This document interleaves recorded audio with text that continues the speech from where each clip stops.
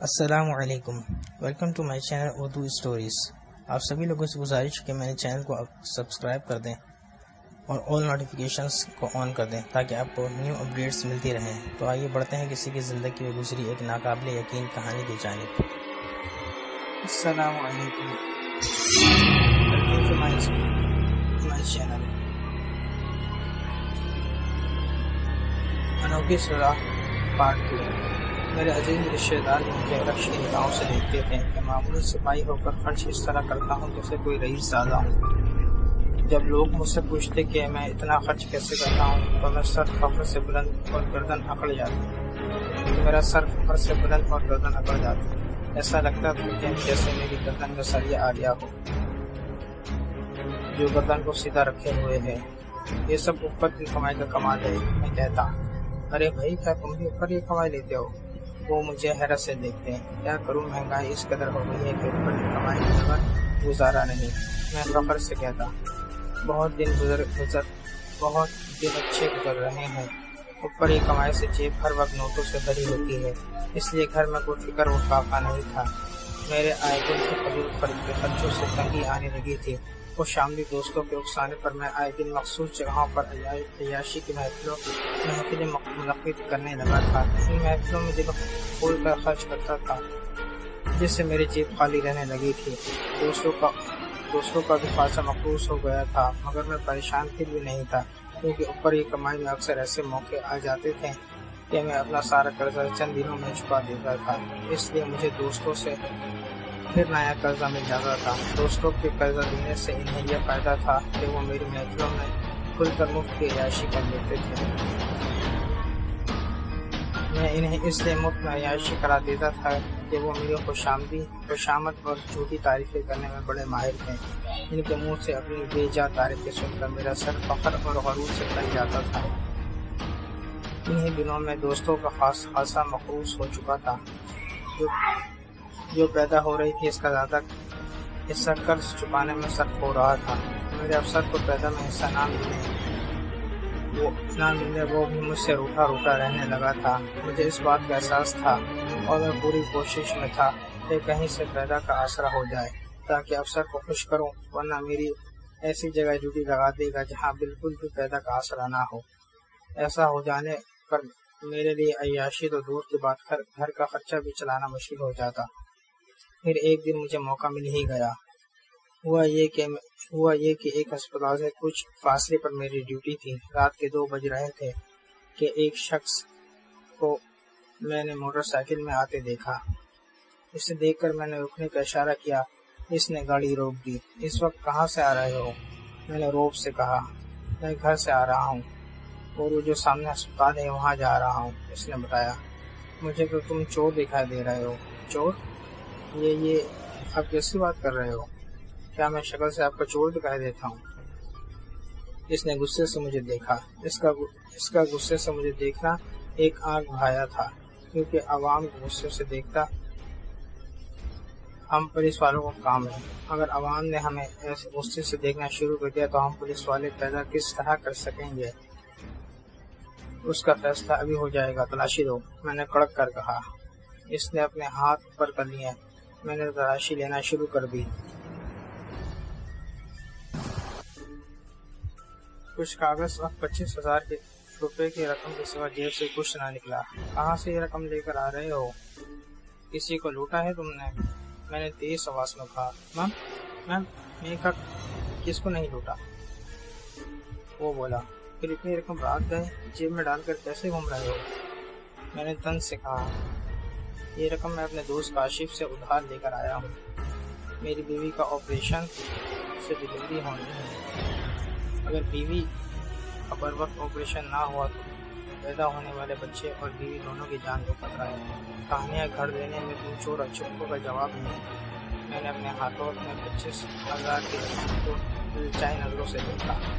اس رقم میں سے کچھ رقم میرے اپنے افسر کو دے دینے سے اس کی ناراضگی دور کر دینے کے لیے کافی تھی۔ نہیں، میں چور نہیں ہوں، بولا۔ اچھا، اب تم مجھے بتاؤ گے کہ تم چور نہیں ہو؟ میرا اندازہ بالکل غلط ہے۔ میں نے اچھے چوروں کا دماغ درست کر کے رکھ دیا ہے۔ کہ تم کس کھیت کی مولی ہو؟ ابھی تھانے کے ڈرائنگ روم میں ابھی تھانے کے ڈرائنگ روم کی سیر کراؤں گا نہ تو پھر تم سب کچھ فرق بولنے لگو گے کہ یہ رقم کہاں سے چرا کر لائے ہو۔ میں نے کہا میرا یقین کرے میں سچ بول رہا ہوں، میری بیوی کی طبیعت بہت خراب ہے، مجھے یہ رقم فوری طور پر ہسپتال میں جمع کرانی ہے۔ وہ گنگنایا اچھا اس کا مطلب ہے میں جھوٹ بول رہا ہوں؟ تم سچے ہو؟ تمہارا دماغ درست کیے بغیر گزارا نہیں ہے۔ میں نے فوراً ریوالور نکال کر تان لیا۔ یہ کیا کر رہے ہو؟ وہ گھبرایا۔ تو مجھے جھوٹا ثابت کرنا چاہ رہا ہے نا؟ میں اس وقت تیرے سر کا نشانہ لے کر گولی چلاؤں گا اور تیرے مرنے پر تیری لاش سامنے جو گٹر گندا نالا ہے اس میں پھینک دوں گا۔ میں نے غصے سے آنکھیں نکالتے ہوئے کہا نہیں، ایسا غصہ نہیں کرنا، نہیں ایسا غضب نہیں کرنا، میرے چھوٹے چھوٹے بچے یتیم ہو جائیں گے۔ وہ التجا کرنے لگا تیری ہمت کیسے ہوئی مجھے جھوٹا ثابت کرنے کی؟ آج تک میرے کسی افسر نے مجھے جھوٹا نہیں کہا، تو کیا میرے افسر سے بڑھ کر ہے؟ مجھ سے غلطی ہو گئی ہے، مجھے جانے دیں، میری بیوی ہسپتال میں میرا انتظار کر رہی ہوگی۔ جاؤ اپنی بیوی کے پاس چلے جاؤ، اور یہ بات ذہن میں رکھنا آئندہ کبھی کسی پولیس والے کو جھوٹا ثابت کرنے کی کوشش نہ کرنا۔ میں تمہیں چھوڑ رہا ہوں لیکن دوسرا پولیس والا تمہیں زندہ نہیں چھوڑے گا۔ میں نے ایسے کہا جیسے اس پر احسان کر رہا ہوں۔ جی وہ میرے پیسے؟ اتنی بدتمیزی کرنے پر پیسے لینے کی توقع رکھتا ہے؟ زندہ رہنے کے لیے چپ چاپ چلا جا اور پیسوں کو بھول جا۔ نہیں ایسا ظلم نہ کریں، میں یہ بڑی مشکل سے پیسے لے کر آیا ہوں، کہیں اور سے اتنی جلدی پیسے ملنے کی امید ہی نہیں ہے۔ وہ میرے پاؤں میں پڑ گیا اور گڑ گڑانے لگا۔ اس کے گڑ گڑانے سے مجھے یہ سمجھنے میں آسانی ہو گئی تھی کہ وہ اصل رسوخ والا شخص نہیں ہے، ورنہ وہ مجھے دھمکیاں دینے لگتا یا میری اوپر شکایت کر کے اپنی رقم وصول کر لیتا۔ اس پر مجھے بہت ترس آ رہا تھا لیکن میں مجبور تھا، مجھے بھی رقم کی اشد ضرورت تھی۔ میں کسی بھی طرح سے یہ آئی رقم اسے لوٹانا نہیں چاہتا تھا۔ میں نے اسے اپنے پاؤں پر پڑا دیکھ کر اسے زور سے ٹھوکر ماری۔ وہ پیچھے کی طرف الٹ گیا۔ ریوالور کا رخ میں نے پھر اس کی طرف کر دیا۔ میں ابھی فائر کھولنے ہی والا تھا کہ وہ سمجھ گیا کہ میں کیا کرنے کا ارادہ رکھتا ہوں، اس لیے وہ چلا گیا۔ خدا کے لیے گولی نہیں چلانا۔ نہیں گولی چلانی پڑے گی تو وہ اس طرح باز نہیں آئے گا۔ میں نے غصے سے کہا میں چلا جاتا ہوں، اگر میری بیوی کی زندگی ہوتی تو وہ ضرور بچ جائے گی، اور اگر اس کی زندگی نہیں ہوئی تو مر جائے گی۔ اس نے اپنی آنکھوں سے بہتے آنسو صاف کرتے ہوئے کہا اب آئے نہ اپنی اوقات میں، موت کے سامنے اچھے لوگ سمجھ جاتے ہیں، وہ بھی انہی لوگوں میں سے ہے۔ میں نے مسکراتے ہوئے کہا مجھے اس وقت دل میں بڑی خوشی ہو رہی تھی کیونکہ اسے ماننے کی ایکٹنگ کام میں آ گئی تھی۔ میں نے سنا تھا رات میں پولیس والے عوام کو لوٹ لیتے ہیں